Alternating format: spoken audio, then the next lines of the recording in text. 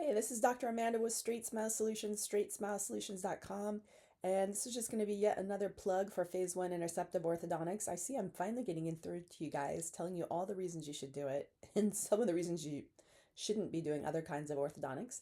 But let's talk about the doing your classical comprehensive orthodontics when you're doing it on, your 14, 15, 16-year-old when all their teeth have come in. A lot of times it's just mentally not a good time for orthodontics. These kids are looking for independence. The last thing they want to be doing is going to an office with a bunch of kids every month. It turns into a battle and it turns into a compliance battle. And a lot of times it just gets so unmanageable at home. And I've heard this story so many times from parents and even from people later who tell me the story about how when they were a patient, how they just really regret forcing their parents to take their braces off. And this is what happens is that these kids just, they don't, their brains aren't fully formed until they're 25 to 27. So they don't always get why they have to do this. And it's less of an issue if you let them select the mode of orthodontics. And that's why I really like to know, I really think there should be options. I think the experience should be laid out. The expectations should be laid out. The compliance expectations should be laid out. And if the kid is 100% not into it, don't do it. You know what?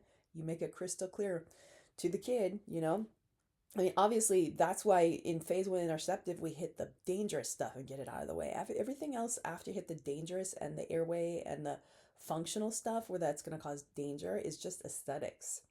If they don't want to do aesthetics, I don't care in phase 2. Then you know what? When you're an adult, you can choose to do that. Obviously, we all know that correlation between having straight and healthy teeth with success in life, with income. I mean, the kid could buck the trend. You could buck the average and have bad teeth and still be successful.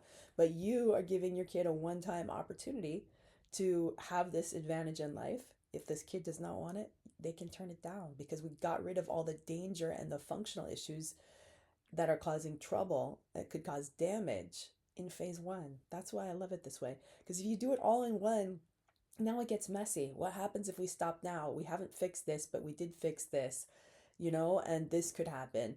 And then, now it's like, okay, I can't leave my kid with a functional health problem. We got to fix this. But then if they're not pulling their end of the bargain and keeping their teeth cleaned and doing, they're breaking stuff, it's a never-ending nightmare. And I know this sounds like a one-off, but if you worked it with enough ortho cases, this does happen.